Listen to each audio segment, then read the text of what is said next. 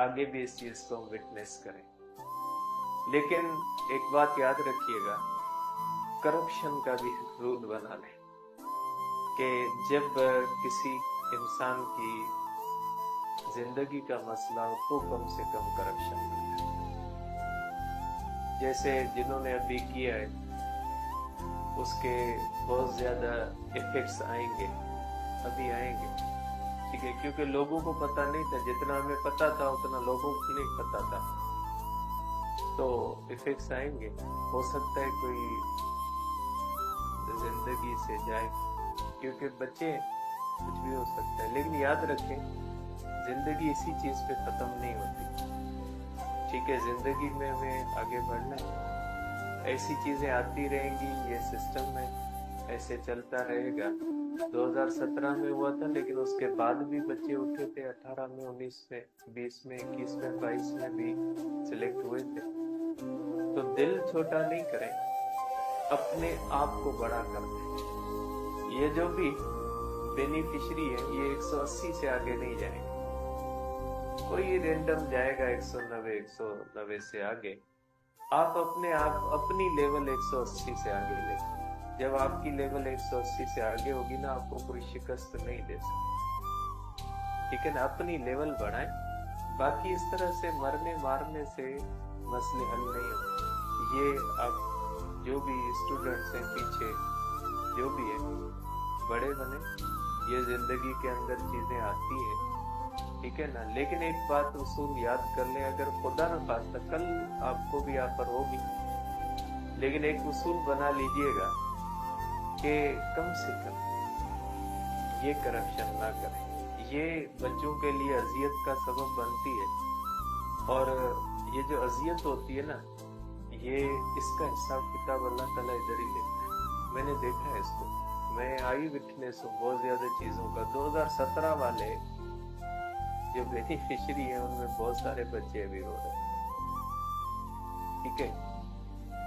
وہ اس سسٹم سے فائدہ حاصل نہیں کر پائے 2023، وہ رو رہے ہیں. اور یہ جو 2023 والے نا، یہ 2024-25 میں روئیں گے. پھر ان کی اولاد کے اندر کوئی مسئلہ ہو، کوئی ان کے ساتھ انسیڈنٹ ہو، بھائی بہن کے ساتھ انسیڈنٹ ہو جائے، بڑے کے ساتھ انسیڈنٹ ہو جائے، لیکن یہ اذیت ادھر بھر کے جاؤ.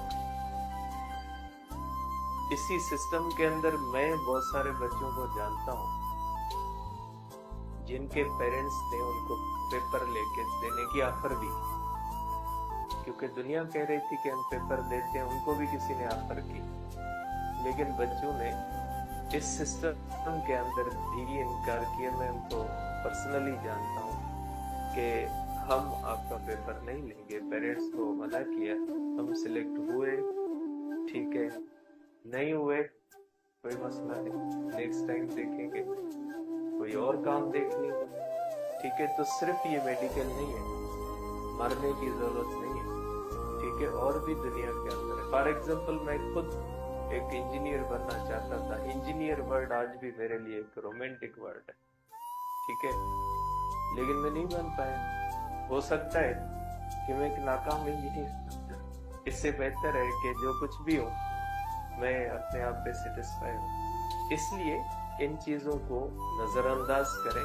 زندگی کو آگے بڑھنے ضروری نہیں نیکسٹ ایئر بھی ایسا نہیں ہوگا، ایسا ضروری نہیں ہر سال ایسا ہو. تو اگر ابھی بھی بچے JSMU کا انسیڈنٹ ہونے کے بعد بھی اگر داؤ میں بچے انکار کر دیتے ہیں، تو آپ بھی اپنے آپ کو کم سے کم اس چیز کے اندر انوالو نہیں کیجیے گا. مستقبل اس سے نہیں بنتے. ان بچوں کے لیے کیا ضلالت ہوگی.